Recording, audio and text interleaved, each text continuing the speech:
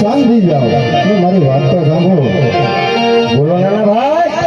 અરે મોટા ભાઈ, પોકરણગઢના રાજા અજમલ એને 7 વસન આપી દીધા છે. શું વાત કરશો કનૈયા? હા મોટા ભાઈ. શાના વસન આપીને બેઠો છો ઈ તો કે? અરે મોટા ભાઈ, તમારે પોકરણગઢના રાજા અજમલ એમની ઘરે અવતાર ધારણ કરવાનો છે. બાંધો આ મેં વસન આપ્યો છે. શું વાત કરશો કનૈયા? આવી રહ્યા. પોકરણગઢની અંદર મારે અવતાર ધારણ કરવાનો છે. હા તો આ હું કહું ને તું સાંભળ.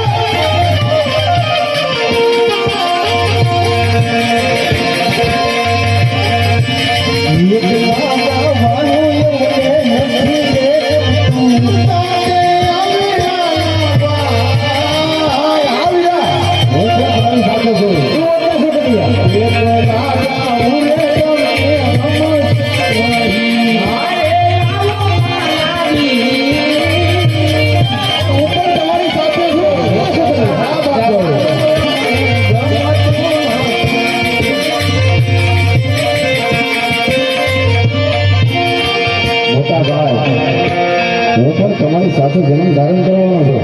અરે હા કનૈયા, તો તારા જમણા હાથનો કોલ હે.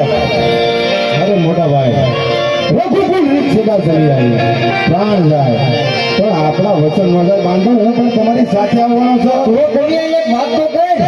આવી રહ્યા. જ્યાં મહાધર્મની વાત છે ઈ શું થઈ છે? હવે તો રામદેવનો અવતાર ધારણ કરવાની તૈયારી થઈ ગઈ.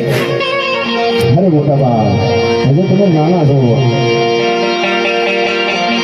જ્યારે આપણે પોકરણગઢની અંદર અવતાર ધારણ કરીશું ત્યારે હું મહાકરણ તમે હજુ તો હોટ ઉપર જાઓ. તમને મારું વચન છે મોટા ભાઈ. ઓ સોનું કનૈયા, તો હાલો અજમલ રાજાને ઘરે અવતાર ધારણ કરવાની તૈયારી કરી. ચાલો માનજો. વૈષ્ણવ દેવ ગઈ ભાઈ હાલિયા રે.